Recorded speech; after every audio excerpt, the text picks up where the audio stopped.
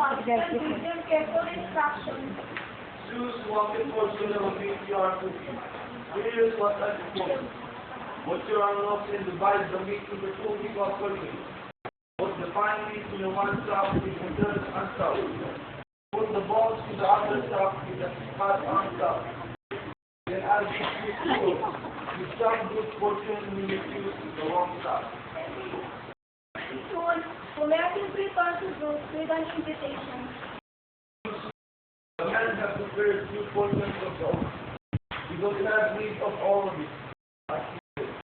But if you come to earth and choose your portion, the man can keep the remains. Indeed, when Bruce has come in the shop, he assured that the good which they already eat the fat and choose accordingly. He must be used and be realized as himself. Prometheus, you have tricked me for the last time.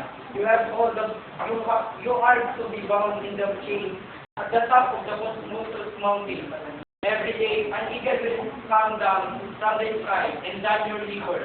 By night, your liver will return to hell, providing dinner for the eagle for the next day.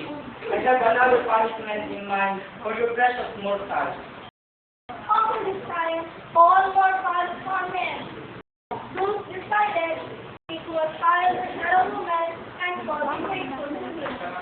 Hephaestus, I want to create a new mortal, passion after God rather than a God. Do you have anything special in your mind, Hephaestus?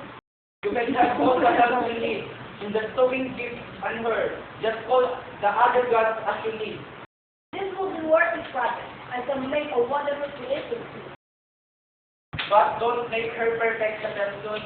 The mortals don't deserve perfection. I understand you. You want me to please. Hephaestus falls in the garden, and God said, the hawk is the praying God of the forest tonight. After that gives her beauty and joy. A sailor who saw her cooking